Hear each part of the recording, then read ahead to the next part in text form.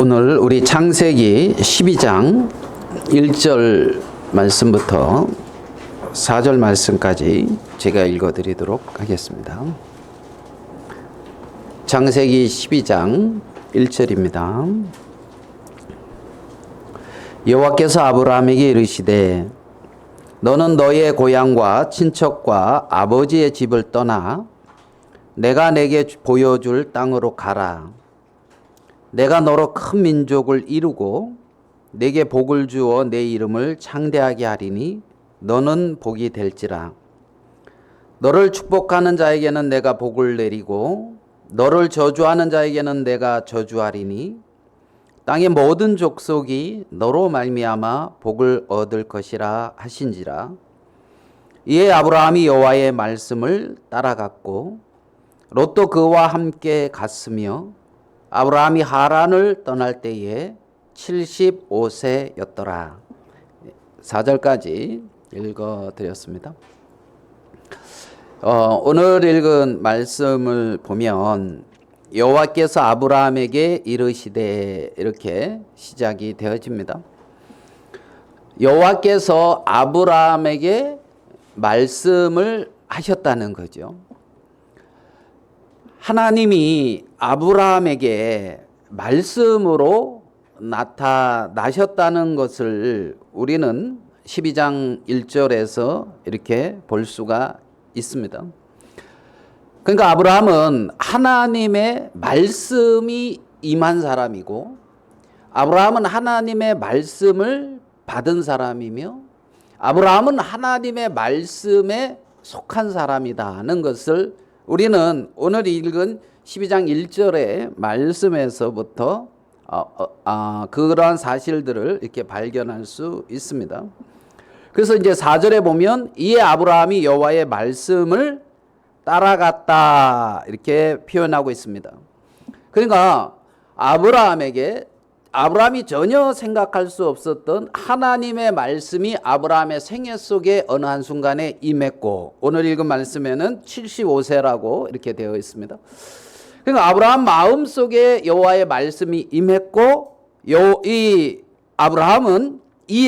아브라함이 여호와의 말씀을 따라갔다 이렇게 적혀 있습니다. 말씀이 임했고 말씀을 따라간 우리 아브라함의 모습을 발견할 수가 있습니다. 하나님이 우리에게 지금은 막 나타나서 누구야 그러고 오늘 요번에는 어디 건설 어느 거기에 입찰을 놓아라 이렇게 이제 그러면은 아마 이 잘 될 것이고 뭐 이제 돈도 제때 이렇게 줄 것이며 잘 될 것이다. 뭐 이렇게 이제 나타나서 말씀해 주시면 좋겠죠. 아니면은 어디를 가봐라 뭐 이런 식의 하나님이 그렇게 뭐 나타나서 말씀하고 있는 아브라함에게 이렇게 말씀이 임했다고 했지만 이 시대에는 하나님께서 우리에게 이 성경이라고 하는 것을 우리에게 이제 허락해 주셨습니다. 그래서 우리는 성경을 이렇게 대하면서 성경 속에서 하나님의 뜻도 깨닫게 되고 하나님의 마음도 알게 되고 또 나를 향한 어떤 그런 하나님의 생각들도 이렇게 이 말씀 속에서 묵상하면서 어떤 그러한 삶을 살아갈 수가 있습니다. 우리가 성경 읽기표 이렇게 이제 했는데,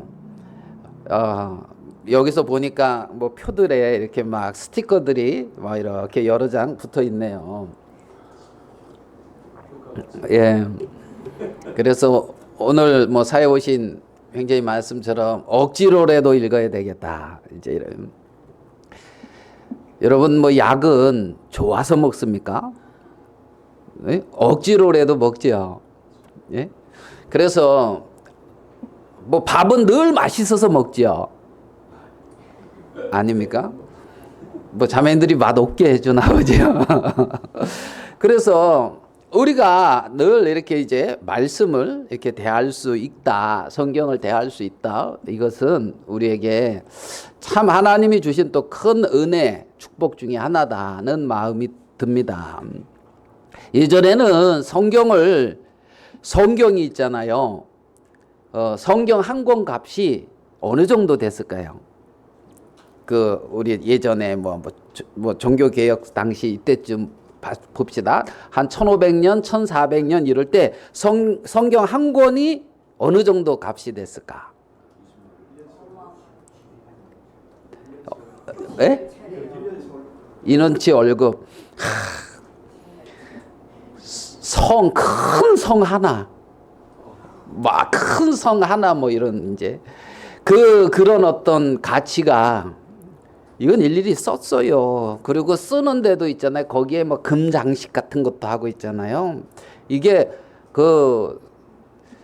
하여간 비싸요. 비쌌던. 여러분들이 지금 그 비싼 성경을 이렇게 가지고 있는 거죠. 저도 7월 달부터 이제 창세기부터 새로 시작을 하거든요. 이제 창세기부터 새로 읽는데 창세기 1장 1절에 여러분 다 아시는 말씀인데 암송해 볼까요? 창세기 1장 1절 시작. 태초에 하나님이 천지를 창조하시니라. 야, 이렇게 참 성경을 암송도 하시고 잘 아셔요. 태초에 하나님이 천지, 하늘과 땅을 창조하셨다. 그러니까 하나님이 하늘과 땅을 창조하셨어요. 어떤 공간을 만드셨어요. 그래서 하늘에 속한 삶을 살 수도 있고 땅에 속한 삶을 살 수도 있겠죠. 하나님이 맨 처음에 태초에 하나님이 하늘과 땅을 만드셨다는 거예요. 그러면 그 하늘이라는 공간과 땅이라고 하는 공간을 만드셨는데 정말 어떤 그 땅에 속한 삶을 이렇게 살아갈 수도 있고 하늘에 속한 삶을 살아갈 수도 있는 거죠. 하나님이 두 공간을 만드셨는데 다만 이 땅에만 속해서 살아라는 것이 아니고 하늘에 속한 어떤 그러한 삶도 하나님이 생각을 해 두셨기 때문에 하늘이라는 것을 창조했겠지요. 하늘을. 마태복음 1장 1절은 신약 어떻게 시작을 합니까? 안 물어볼게요. 아브라함과 다윗의 자손 예수 그리스도의 세계라 뭐 계보라 족보다 아브라함과 다윗의 자손. 그래서 신약에는 맨 처음에 누가 나오냐면 아브라함이 나와요. 아브라함. 그래서 오늘 아브라함 읽은 거거든요. 아브라함.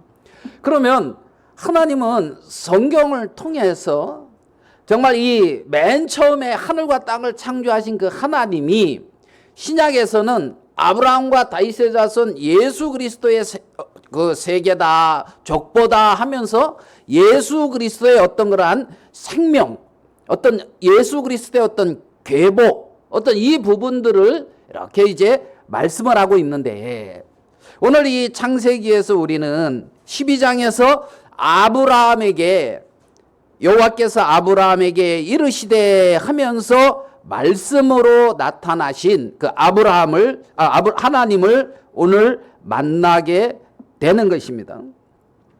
하나님이 아브라함에게 처음으로 나타나셔서 아브라함에게 뭐라고 말씀을 하고 있냐면 본토 친척 아비 집을 고향과 친척과 아버지의 집을 떠나 내가 내게 보여줄 땅으로 가라. 자, 지금 이 마태복음에서 아브라함을 통해서 하나님이 누구랑 연결시키고 있다고요? 예수 그리스도. 그러니까 아브라함은 이삭을 낳고 뭐 이삭은 야곱을 낳고 야곱은 뭐 유다와 그 형제를 낳고 뭐 유다는 뭐 베레스, 헤스론, 남 막 이렇게 쭉 나가다가 뭐 다윗 나오고 쭉 나가다가 누구 나오죠? 예수 그리스도다. 그러니까 결국은 누구랑 연결을 시키고 있냐면 예수 그리스도와 연결을 시키고 있잖아요. 자, 그러면 아브라함을 통해서 하나님은 어떤 일을 하느냐 하면 예수 그리스도가 탄생되게 하는 일을 하는 것을 우리는 볼 수가 있어요.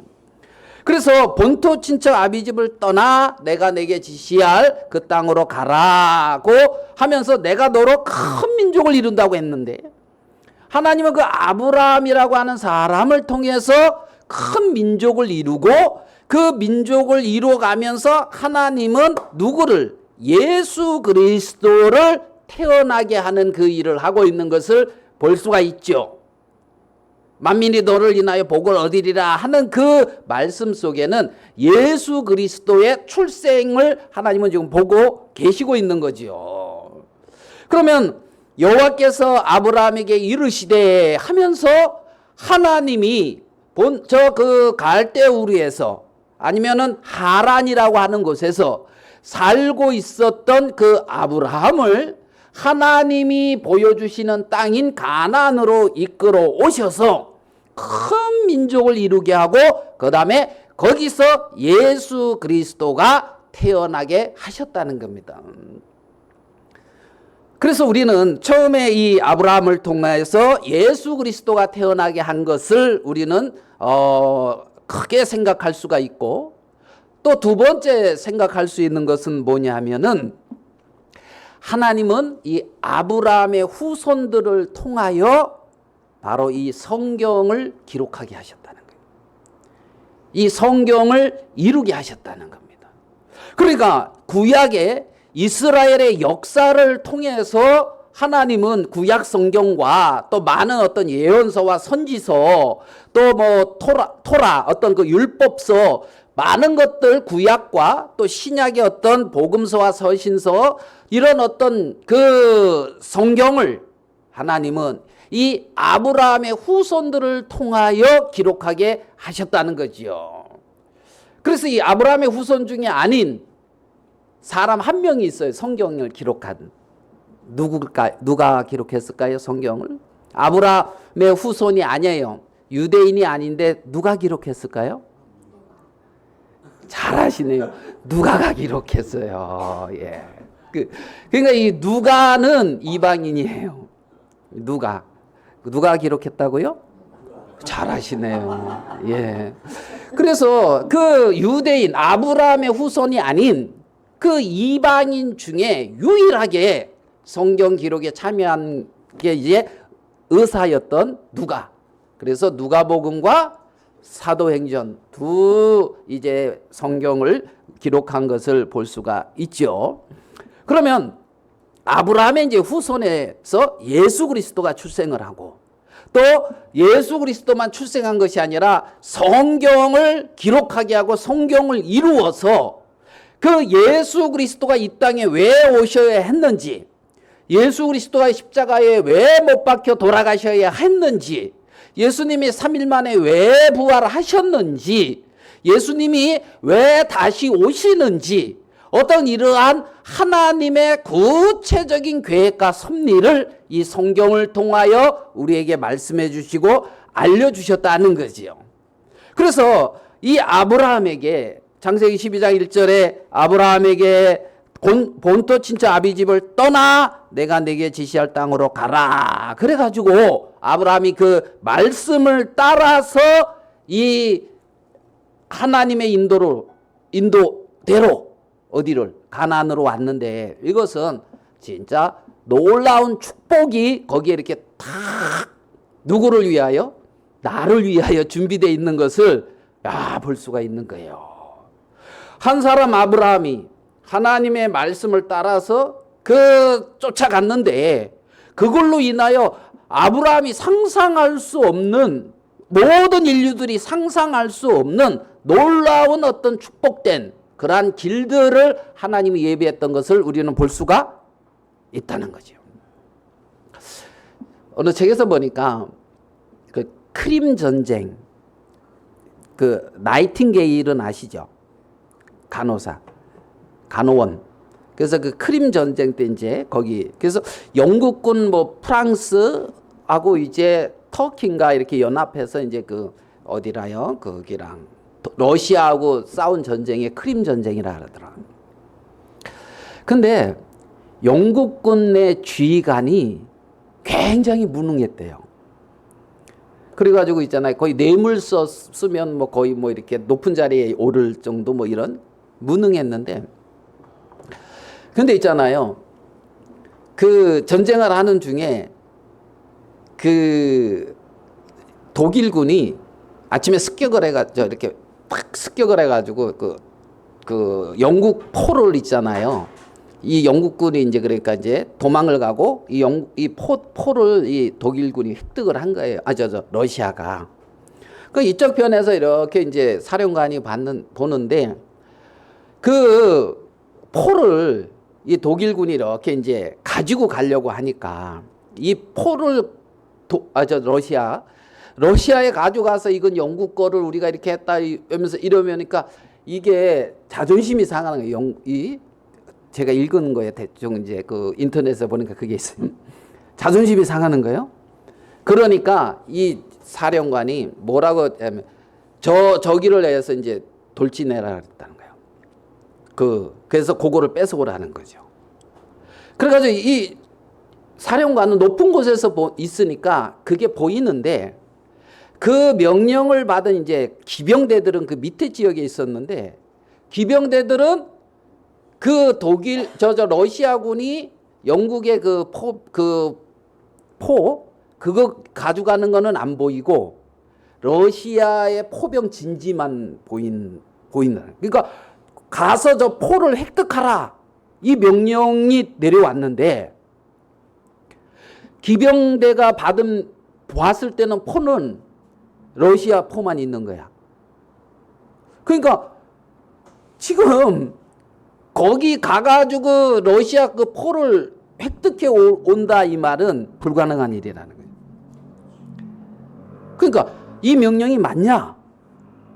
그러면 이 전달자가 잘 전달해야 되는데 이게 아니고 저기 뭐 여기서는 안 보이는데 뭐 이래야 되는데 명령이 맞다. 포를 획득하라 그랬다. 이래.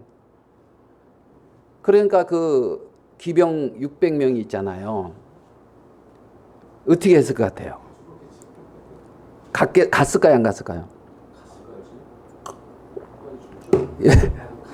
진격! 그러니까 있잖아요. 600명이 기병대가 그 정에 그들이 하나 토를 안 달고 그대로 돌격을 했대요. 그 기병대는 영국의 가장 그 유명한 전통 있는 그 기병대래요. 그냥. 그러니까 자기 목숨보다 그 상관의 명령이 훨씬 귀하고 그 전통이 훨씬 귀한 거죠. 그러니까 그대로 돌격해가지고 많은 사람이 죽었다 가거든요. 그러면서 그렇게 써놨더라고요. 우리 주 예수 그리스도는 그렇게 명령하는 사령관이 아니다.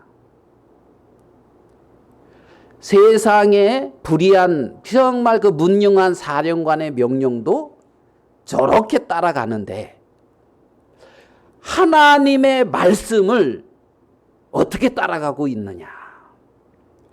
하나님은 그 말씀 속에서 그들을 어떻게 하려고 아브라함을 복 주시려고 복의 근원이 되게 하시려고 말씀을 주셨다는 거죠. 너는 본토 친자 아비 집을 떠나 내가 내게 지시할 땅으로 가라.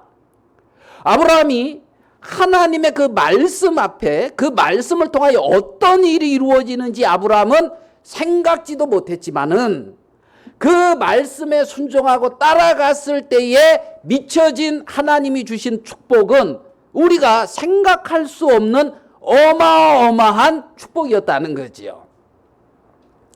하나님은 우리를 사지로 몰아넣는 무능한 사령관이 아니라 우리를 복된 길로 인도하고 복된 길로 이끌기 위해서 말씀하고 계시는 하나님이라는 거죠. 하나님이라는. 그래서 이 아브라함이 여호와의 뭘 쫓아갔다? 말씀을 쫓아갔다. 고향과 친척과 아비의 집을 떠나라. 고향과 친척과 아비의 집을 떠나라. 오늘 여호수아서 24장에 있는 말씀을 보면서 이 부분을 조금 더 생각해 보도록 하겠습니다. 여호수아서 24장 2절입니다.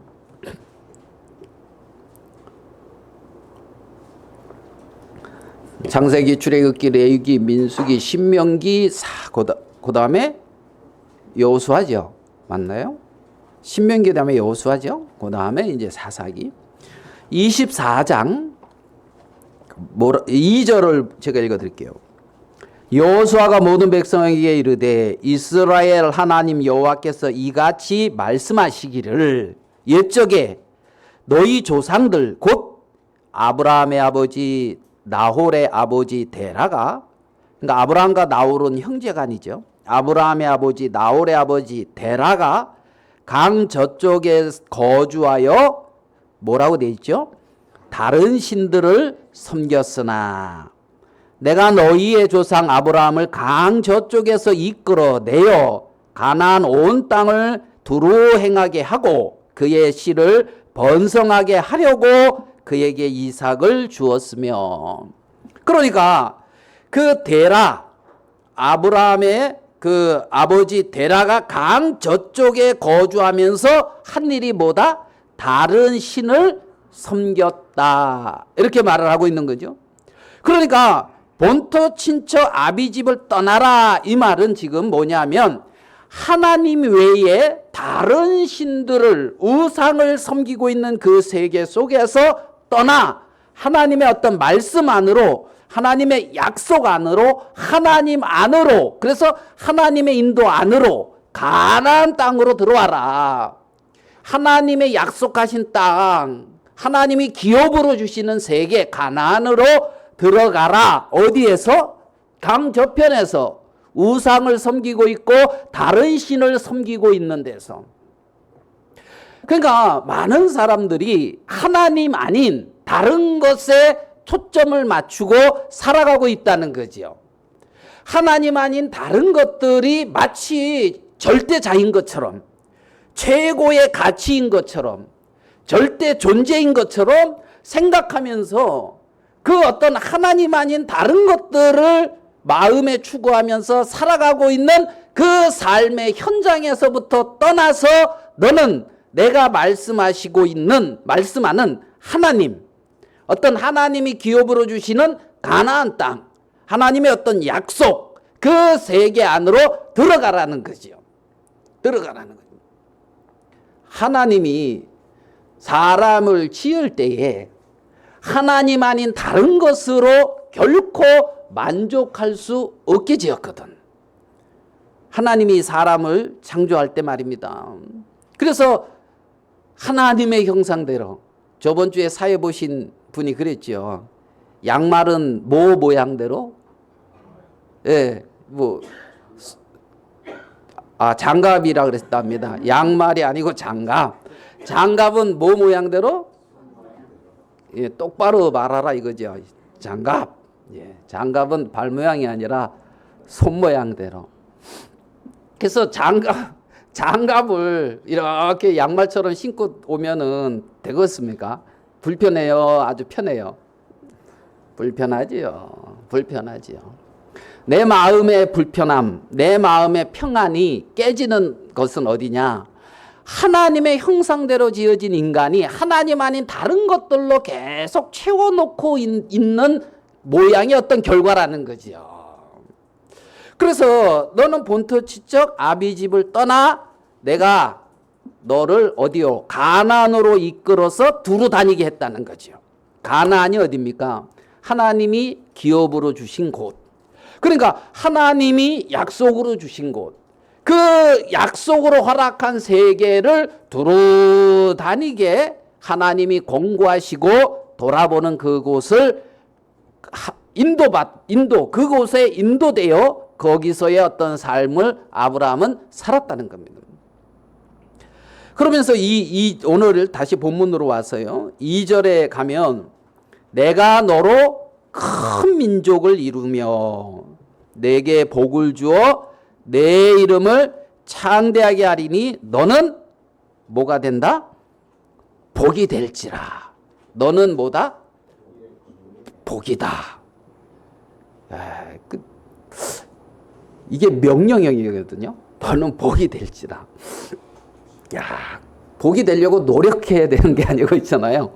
하나님이 그렇게 복으로 삼는다는 거예요. 예? 야, 너는 복이다. 이름에는 뜻이 있잖아요. 이름에. 옛날에 뭐 이름에. 말자 그러면 어떤 의미 있겠어요? 네? 좀 딸 고만 좀 태어났으면 좋겠다. 네가 마지막이다. 말자다. 다음엔 제발 아들 낳았으면 좋겠다. 그래가지고 말자 뭐 이렇게 지었지 않았을까 추정입니다. 이게 이제 뭐 진리는 아니고 어떤 의도가 담겨 있다. 의도가 담겨 있다. 네. 너는 복이 될지라 이 말은 있잖아요. 아브라함을 그렇게 복되게 삼았다는 거예요. 복되게 세웠다는 거죠. 그러니까 아브라함을 복되게 세워서 결국은 아브라함을 어떻게 해요? 큰 민족을 이루고 아브라함의 이름을 창대케 하고 요게 하나님의 마음이라는 거예요. 하나님은 아브라함을 어떻게 해요? 큰 민족을 이루고 그 이름을 창대케 하고 그게 하나님이 아브라함을 부르셔서 있잖아요. 복되게 하려고 하는 것이 하나님의 마음이라는 거죠. 하나님의 마음. 그래서 너를 축복하는 자는 내가 복을 내리고 너를 저주하는 자에게는 내가 저주하리니.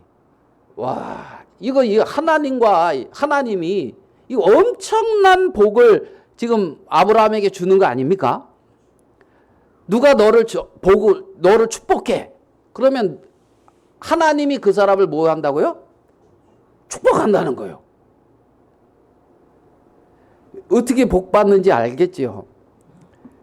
형제자매들 서로를 이렇게 축복해 주십시오. 여기 뭐 아브라함으로 이렇게 막 갑자기 왜 아브라함을 형제자매로 이렇게 하나 해서 그 안에 형제자매들 안에 예수 그리스도의 생명, 그게 이 아브라함 속에 그리스도의 생명과 연결되잖아요. 그러한 어떤 공통점 안에서 아시겠습니까? 여러분이 복을 많이 받고 싶으면 옆에 형제자매들을 많이 축복을 해주죠. 너를 축복하는 자는 뭐 한다고요? 복을 받는다고. 네. 저를 많이 축복을 해주세요. 저를. 그러니까 아브라함에게 하나님이 이런 보장? 누가 너 축복하지? 그럼 내가 그 사람 축복하게. 뭐? 너를 저주한다고? 걱정하지 마. 내가 저주할게. 그 사람. 와, 이거 엄청 큰 말씀 아닙니까? 기가 막힙니까? 야, 그러면 함부로 저주도 못하겠지요. 야, 그러면서 땅의 모든 족속이 너로 말미암아 뭘 얻을 것이다? 복을 얻을 것이다. 야, 땅의 모든 족속이 너로 말미암아 복을 얻는다. 요거를 따르게 표현을 하면 땅의 모든 족속이 복을 얻는 통로가 될 것이다. 뭐 이렇게도 표현이 되잖아요. 너로 말미암아 복을 얻으니까 복을 얻는 뭐가 된다? 통로가 된다. 네? 그러니까 모든 족속이 아브라함을 통하여 뭐를 얻는다? 하나님의 복을 얻는다는 거지요. 야, 이거 주위에 있는 사람들이 하나님의 복을 얻으려면 누구를 통해서? 내 주위에 있는 사람들이 하나님의 복을 얻으려면 누구를 통해서? 너를 통해서? 야, 진짜 하나님이 아브라함을 통해서 주위가 만민이 땅의 모든 족속이 복을 얻는다. 그러니까 아브라함은 복의 근원, 복의 통로. 이렇게 아브라함을 복되게 하고 하나님은 아브라함을 그렇게 복된 위치에 딱 세우고 있는 것을 우리는 볼 수가 있단 말입니다. 이러한 아브라함에게 속한 자, 아브라함의 후손이 됐다 그러면 놀라운 것이죠. 자, 하나님의 말씀을 들은 아브라함이 이에 아브라함이 여호와의 말씀을 따라갔다. 이제 4절에 그렇게 말씀하고 있습니다. 따라갈 만한 것 같아요? 아닌 것 같아요? 따라갈 만하지요? 예? 여기 뭐 투자할 만해요? 안 해요? 우리 내 인생을 이 말씀에, 이 약속에 다 투자해가지고 갈만 하지요.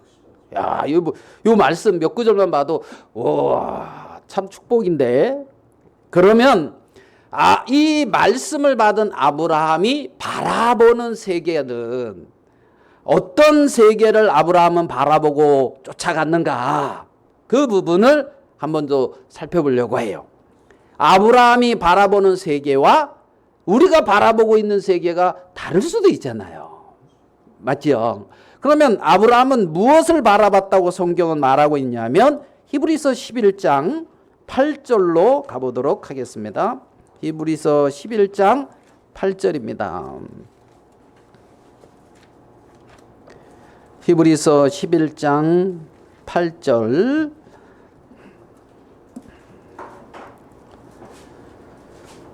믿음으로 아브라함은 부르심을 받을 때에 뭐하여? 순종하여 장래의 유업을 받을 땅에 나아갈새 갈 바를 알지 못하고 나아갔으며. 그러니까 아브라함이 말씀을 받고 나아갈 때에는 갈 바를 알지 못했는데 하나님이 말씀하시니까 나아갔다는 거예요. 9절. 믿음으로 그가 이방의 땅에 있는 것 같이 약속의 땅에 거류하여. 믿음으로 약속의 땅에 거했다는 겁니다. 동일한 약속을 유업으로 함께 받은 이삭 및 야곱과 더불어 장막에 거하였으니. 그러면 아브라함, 이삭, 야곱은 약속의 땅에 거하며 동일한 약속을 유업으로 받은 자라는 겁니다. 그래서 같은 장막에 거하고 있는 거예요.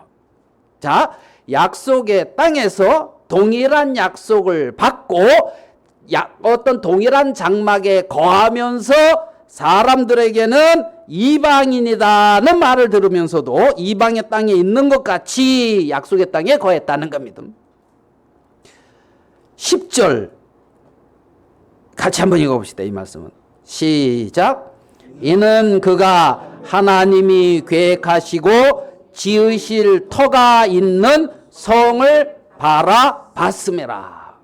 그러니까 아브라함은 가나안 땅에 장막을 치고 약속을 믿는 믿음 안에서 거하고 있으면서 하나님이 계획하시고 지으실 터가 있는 성. 자, 그러면 이 성은 누가 짓는 성이다? 하나님이 지으시는 성을 바라봤다는 거예요.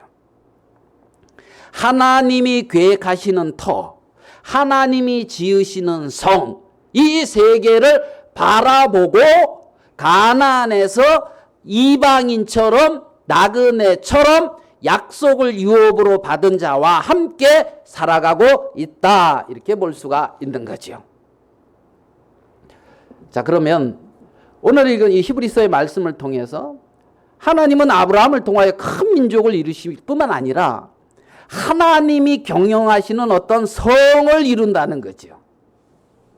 성을. 하나님이 경영하시는 어떤 터가 있다는 겁니다. 하나님이 경영하시는 어떤 성이 있다는 겁니다. 아브라함은 지금 나를 부르셔서 이 약속의 세계 안에 두시고 이 가나안이라고 하는 약속의 땅에 나를 거하게 하시는 것은 하나님이 거하시는 어떤 계획하시고 경영하시는 어떤 성이 있다. 그 성을 바라보고 있다는 거죠.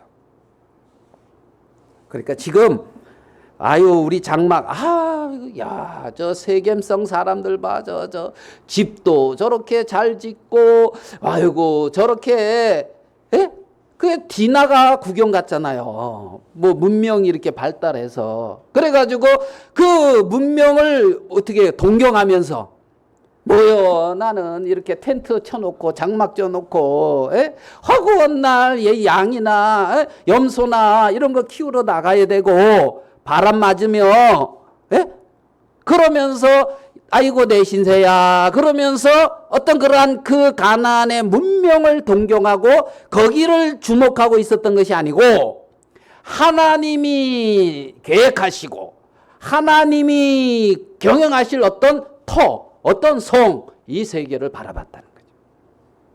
그 세계를 바라봤다는 거죠.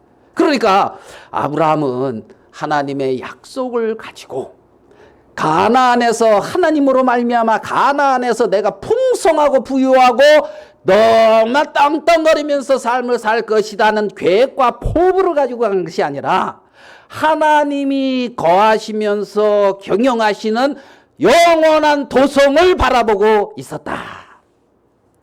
잠깐 사라져가고 있는 이 성에 주목하고 있는 것이 아니라 그러한 어떤 아브라함의 모습을 우리는 볼 수가 있다는 겁니다.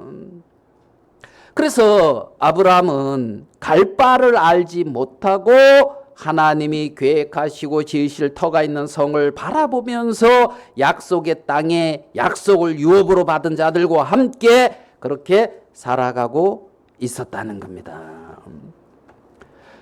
하나님은 아브라함을 부르셔서 큰 민족을 이루고 하나님이 경영하시는 성을 이루려는 계획을 하셨습니다. 하나님이 그러한 계획을 왜 하셨을까요? 왜 하나님은 자신이 직접 경영하고 있는 어떤 그러한 성을 이루려고 하나님이 왜 계획을 하셨을까요? 하나님. 이 아브라함 요 12장을 서 우리가 보고 있는데 그러한 것을 생각해 보려면 하나님이 왜 이러한 계획을 가지고 아브라함을 부르고 있나 이 생각을 우리가 찾으려면 12장 전에 어떤 일들이 일어나고 있는가를 발견하면 돼요. 거기서 이제 하나님이 이렇게 아브라함을 부르셔서 이렇게 하고 있는 이유를 우리가 발견해 갈 수가 있는 거예요. 그러면 요 앞에 어떤 일이 일어나고 있냐면 창세기 6장부터 이렇게 대략적으로 살펴보면 노아의 홍수가 일어나고 있습니다. 하나님이 다 쓸어버렸어요. 그래가지고 이제 노아와 그 아내와 자녀, 그래서 8명이 이제 심판이 끝난 땅에서 딱 이렇게 나왔습니다. 근데 노아가 뭐 하던가요? 여러분 그 심판 끝나고 노아가 한 일을 위대한 일을 기록해 놨는데 어떤 거 기록해 놨습니까? 홍수가 그치고 노아가 한 일.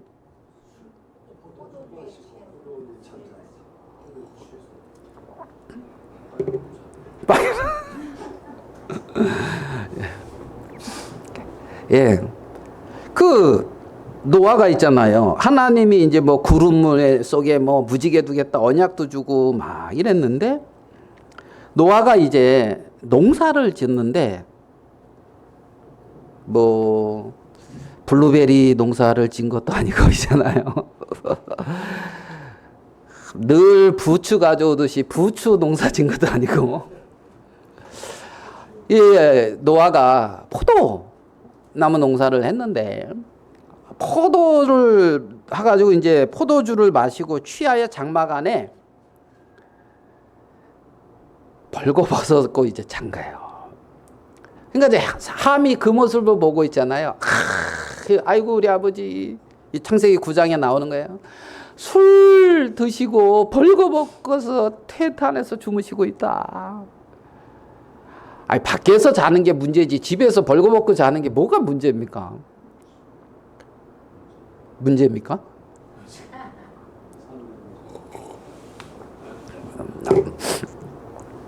더운데 여러분들은 정장 입고 집에 있습니까?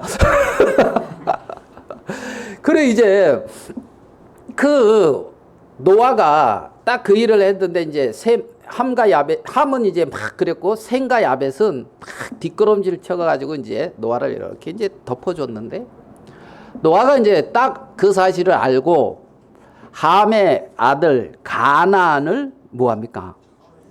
저주를 합니다. 그 장면 한번 봅시다. 9장 27절입니다. 25절. 9장 25절. 이에 이르되 가나안은 저주를 받아 그 형제의 종들의 종이 되기를 원하노라 하고 또 이르되 그랬어요. 자, 가나안은 저주를 받아 형제의 종들의 종이 되기를 원한다 그랬습니다. 저주를 받았지요. 종이 됐죠. 그러면 함의 후손들 이들이 받은 저주 종이 된 것 그게 저주입니까? 뭐가 저주입니까? 이 10장 이후에 보면 있잖아요. 니므롯이라고 하는 아주 큰 어떤 그 특이한 사냥꾼 아주 그 뛰어난 자가 나옵니다. 그 뛰어난 자가 누구 후손입니까? 함의 후손이에요. 함의 후손. 니므롯. 그러니까 이 10장 이후에 함의 후손들과 그들의 어떤 행함을 보면 있잖아요. 이 땅에서 못 산 게 아니에요. 못 산 게 아니야. 그런데 분명히 저주를 받아서 종이 된다 이랬단 말이죠. 그러면 26절로 가봅시다. 또 이르되 셈의 하나님 여호와를 찬송하리로다. 가나안은 셈의 종이 되고 그랬습니다. 여기 보면 셈, 그 다음에 하나님이 야벳을 창대하게 하사 셈의 장막에 거하게 하시고 가나안은 그의 종이 되게 하시기를 원하노라 이랬단 말이죠. 제가 여기서 좀 초점을 가지고 말씀드리려고 하는 게 뭐냐면 종과 아들의 차이점. 아들과 종의 차이점이 뭐냐 하면 아들은 아버지의 유업을 이어받을 수가 있어요. 유업을 잇는 자의 아들은. 종은 유업을 못 이어요. 종은 유업이 없어요. 유업이. 자, 노아에게 하나님의 은혜가 있고요. 하나님의 약속이 있습니다. 그러면 노아에게 있는 그 하나님의 은혜와 하나님의 약속의 그 유업을 누가 잇는다는 거예요? 아들 셈이 잇는다는 겁니다. 셈이. 그러면 함은 그 유업에서부터 떨어져 있는 거예요. 종이란 말입니다. 종. 수고하고 애쓰죠. 그래서 많은 걸 이렇게 추구하고 얻으려고 노력하겠죠. 그렇지만 유업을 이을 수 없어요. 아들은. 종은. 그러면 여기 봐요.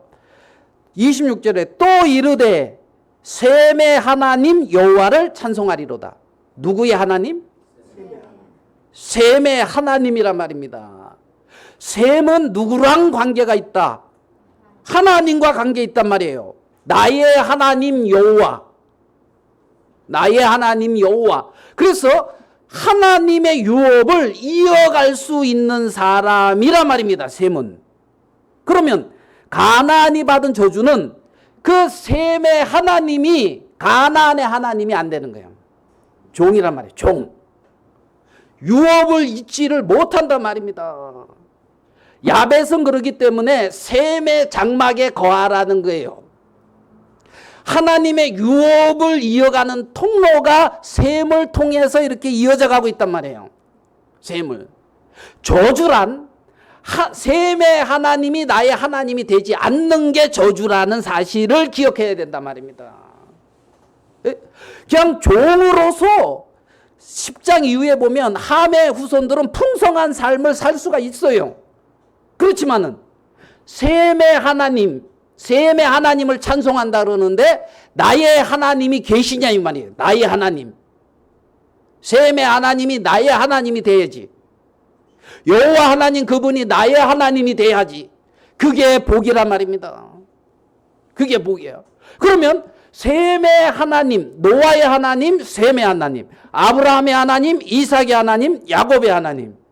정말 그 하나님이 나의 기업이 되고 나는 그 하나님과 연관된 연결이 되어져서 너를 축복하는 자는 내가 축복하고 너를 저주하는 자는 내가 저주하겠다고 하는 하나님과 연관이 되어서 하나님과 이렇게 견고한 셈의 하나님을 찬송할지어다 하는 것처럼 나의 하나님 여호와를 찬송할지어다, 이 간증이 나와야 된다는 거죠. 거기서부터 떨어져 있단 말이에요. 그게 저주예요. 그게. 이스마엘도 종이야. 아들로서 유업을 못 이뤄. 저주란 하나님의 유업을 잊지 못한 종된 삶을 살아가는 거란 말이에요. 그러니까 이들이 하나님의 유업에서 끊어져 있으니까 창세기 10장, 11장 이들이 무슨 일을 합니까? 서로 흩어져서 있잖아요. 자기의 세계들을 막 구축해 나가고 있어요. 자기의 세계들을 막 이루어가고 있단 말입니다. 창세기 11장에 가서 어떻게 됩니까? 온 땅의 언어가 하나여 말이 하나였더라. 이에 그들이 동방으로 옮기다가 시날 평지를 만나 거기 거류하며 서로 말하되 벽돌을 만들어 견고히 굽자 하고, 이에 벽돌로 돌을 대신하며 역청으로 진흙을 대신하여 또 말하되 성읍과 탑을 건설하여 그 탑꼭대기를 하늘에 닿게 하여 우리 이름을 내고 온 지면에 흩어짐을 면하자. 바벨 성을 쌓는, 바벨 탑을 쌓는 목적이 뭡니까? 우리의 이름을 내고 우리의 흩어짐을 뭐하자? 면하자. 우리가 그 일을 하자 이거야. 우리가. 자, 땅에서 어디로? 하늘에. 태초에 하나님이 천지를 창조했어요. 하늘과 땅을 창조했어. 땅을 중심으로 해서 하늘에 이르려고 해. 이 바벨이에요. 바벨. 그 중심에는 우리의 이름을 내자. 내 이름을 내자는 거야. 흩어짐을 면하고 강성하자는 거지. 강성해서 내 이름을 내고 견고해지고 그렇게 쌓아가는 성이 바벨성이란 말입니다. 그 성을 경영하는 사람이 누굽니까? 우리란 말입니다. 우리. 인간이 중심이 돼서 자기의 이름을 높이고 자기 세력을 키워가는 성, 그게 바벨이란 말이에요. 바벨성의 기원이라는 거지. 그러니까 그것을 경영하는 게 누구예요? 인간이란 말입니다. 네? 하나님의 유업에서 끊어져서 정말 하나님과 상관없이 땅을 중심으로 해서 견고한 진을 쌓고 그것을 기초로 하늘에까지 이르면서 자기의 이름을 남기려고 하는, 그것이 창세기 11장이란 말입니다. 창세기 11장. 흩어지죠. 하나님이 흩어져. 흩어지고, 네? 분쟁하고, 네? 분리하고, 흩어지고, 자기의 이름을 내고, 자기 세력을 키우고, 자기 이름 주위에 모이게 하고, 바벨이죠. 인간이 견고히 쌓고 있지 하나님이 세워가는 성이 아니잖아요. 하나님. 그것이 지금 창세기 11장의 어떤 모습이라 말입니다. 그러면서 10절 이후에 셈의 족보는 이러하니라 하면서 셈의 하나님을 찬송할지어다 했던 그 셈의 족보가 그 이후에 이렇게 나오면서 아브라함이 출현하고 있는 거예요. 아브라함이. 자, 12장에 가서 읽었던 본문을 다시 한번 보겠습니다. 12장 3절입니다. 너를 축복하는 자에게 내가 복을 내리고 너를 저주하는 자에게 내가 저주하리니. 아니 12절이요. 12장 2절. 내가 너로 큰 민족을 이루고 내게 복을 주어 내 이름을 어떻게 하리니? 자, 11장 4절. 또 말하되 성읍과 탑을 건설하여 그 탑꼭대기를 하늘에 닿게 하여 뭐라고요? 우리의 이름을 내고. 지금 이름이 11장 4절에도 나오고 12장 2절에도 나오죠. 맞죠? 이름. 11장 4절에서 이름은 이들이 우리 이름을 그들이 내고 그들이 흩어짐을 면하고 그들이 견고하게 만드는 거잖아요. 맞습니까? 그게 바벨이란 말이에요. 근데 12장에는 누가? 내가. 이 내가가 누구예요? 하나님 내가 너를 어떻게 한다고요? 큰 민족을 이루고 복을 주어 내가 내 이름을 창대하게 하리니. 그렇죠? 자기가 자기의 이름을 높이는 거하고 하나님이 그 이름을 창대하게 하는 거하고 같아요, 달라요? 다르죠. 다르죠. 여기서 12장에서 여호와께서 아브라함에게 이르시되 하면서 출발은 누가 출발이냐? 하나님이 출발이에요. 하나님이 출발이고 하나님이 큰 민족을 이루고 하나님이 그 이름을 창대하게 하고 하나님이 그를 복되게 하는 거란 말입니다. 그렇게 하나님의 음성을 들은 아브라함, 하나님이 경영하시는 그 터, 그 세계를 바라보고 있다는 거죠. 바라보고 있다는 겁니다. 11장은 인간이 경영한 세계고 12장은 하나님이 경영하는 세계의 출발점을 우리는 볼 수가 있는 거예요. 하나님은 아브라함에게 다른 성을 보여주는 거죠. 네가 네 이름을 위하여 애쓰고 수고하는 세계가 아니라 내가 너의 이름을 창대케 하는 세계. 네가 복을 누리기 위해서 애쓰고 노력하는 세계가 아니라 내가 너를 복되게 하는 세계. 정말 창세기 12장과 11장은 전혀 다른 것을 우리는 볼 수가 있다는 거예요. 창세기 11장은 땅을 기초로 하는 세계, 창세기 12장은 하늘을 기초로 하는 세계. 하나님으로 말미암는 세계. 하나님이 행하시는 세계인 것을 우리는 알 수가 있단 말입니다. 태초에 하나님이 천지를 창조하시니라. 하나님은 하늘과 땅을 창조하셨어요. 그 중심에 하나님이 계십니다. 땅에 속한 세계가 전부 다는 아니라는 겁니다. 많은 사람들이 땅에 속한 것으로 일비하고 있거든. 땅에 속한 것으로 기뻐하고 있고 땅에 속한 것으로 슬퍼하고 있다고요. 하나님은 천지를 창조했습니다. 하늘과 땅을 창조했다고요. 아브라함은 하나님이 경영하는 그 도성을 바라보고 있단 말입니다. 여러분, 바벨은 하나님이 흩으셨고 아브라함의 시작은 아주 보잘것없는 것 같지만 하나님이 그 이름을 창대케 하는 거란 말입니다. 우리는 이 두 성을 요한계시록 마지막에서 똑같이 발견합니다. 이 두 바벨 성과 하나님이 경영하는 성. 자, 요한계시록 18장으로 가봅시다. 요한계시록 18장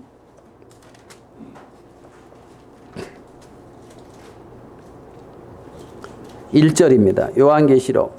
찾기 쉽죠? 오늘은 찾기 쉬운 거. 창세기, 요한계시록.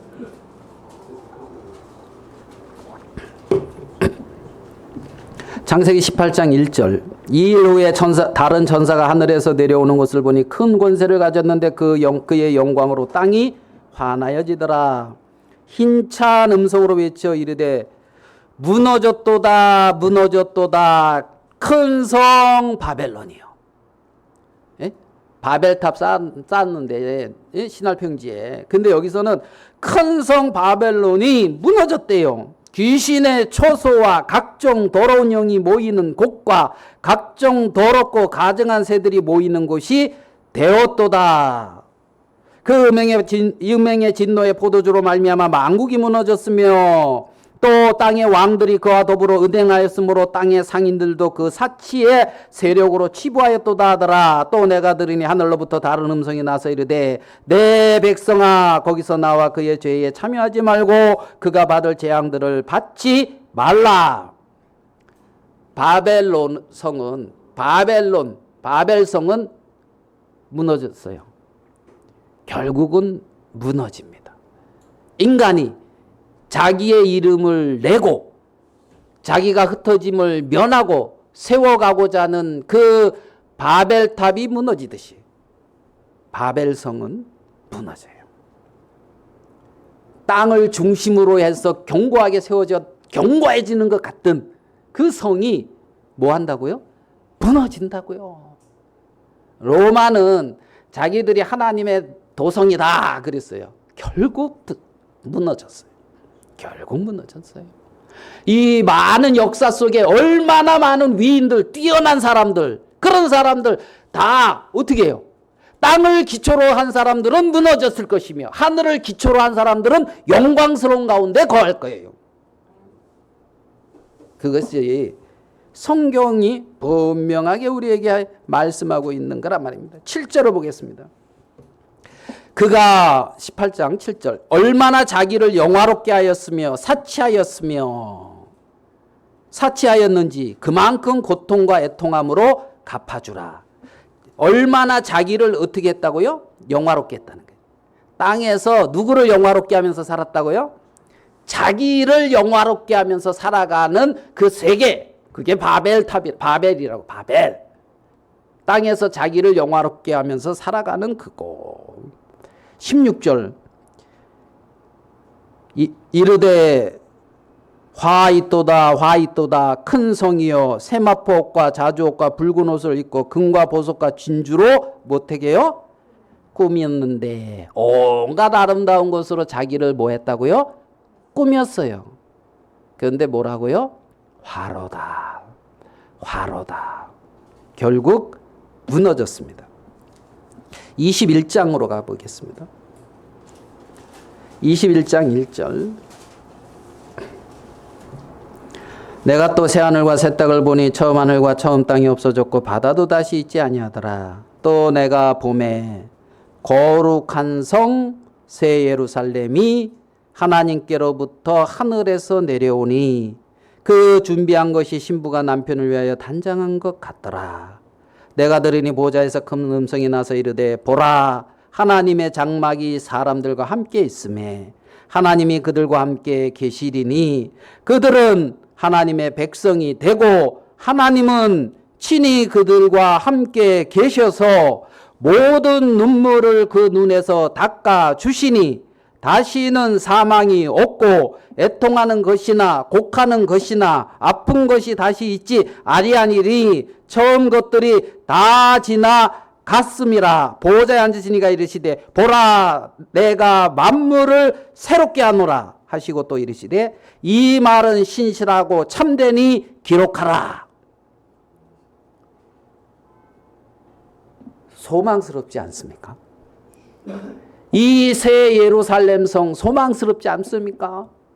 셈의 하나님 여호와를 찬송하라 그렇게 말했던 것처럼 말씀했던 것처럼 정말 하나님이 그들과 함께 계시리니 그들은 하나님의 백성이 되고 하나님은 친히 그들과 함께 계신다.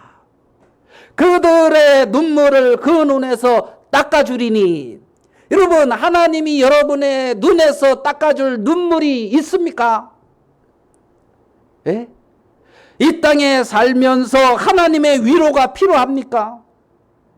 애통하고 곡하는 것이나 아픈 것이 다시 있지 아니하리니 여러분 삶에 아픔이 있습니까?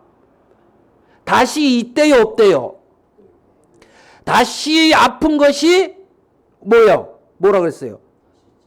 다시 있지 아니하리니 처음 것은 다 지나갔습니다. 내가 만물을 새롭게 하노라. 이 말은 신실하고 참되니 기록하라. 이 말이 신실하고 참되다는 겁니다. 하나님은 태초에 천지를 창조하셨어요. 땅만 창조하신 분이 아니라 말입니다. 하늘을 창조하셨고 하나님은 우리 인간과 관계를 맺고 싶어 하셨단 말이에요. 내가 그들 가운데 거하며 그들은 내 백성이 되고 나는 그들과 함께 있고 그들의 눈에서 친히 눈물을 닦아주시고 다시 아픔이나 고통이 없고 애통이 없고, 아브라함은 하나님이 경영하시는 그 성을 바라봤다는 겁니다. 아멘 되십니까? 하나님의 말씀을 듣고 하나님의 약속을 받고 가나안 땅에 갈 바를 알지 못하고 한 걸음 한 걸음 하나님의 인도를 받아서 가나안 약속의 땅에 거하면서 정말 기대할 것이 없는 그 위치에, 어떻게 보면 막막하고 어디 정말 자신을 의지할 만한 그 처소가 없는 그곳에서 약속을 유업으로 받은 자와 함께 하나님이 경영하시고 하나님이 거하시는 그 터, 그 거룩한 성을 바라봤다는 거죠. 이것이 신실하니 기록하라는 겁니다. 하나님의 신실한 약속의 말씀이란 말입니다. 여러분, 땅에 뿌리를 팍 내리고 내 이름을 내고 흩어짐을 면하고 견고하게 되어져서 안락한 삶을 살자, 그렇게 바벨탑을 쌓아가는 것이 신앙이 아니란 말입니다.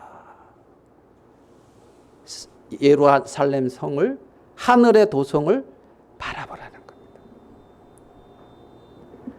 셈의 하나님을 찬송하라는 겁니다. 하나님과 아무 상관없는 자들, 결국 셈의 종이 될 수밖에 없는 그들, 함의 가나안의 후손들.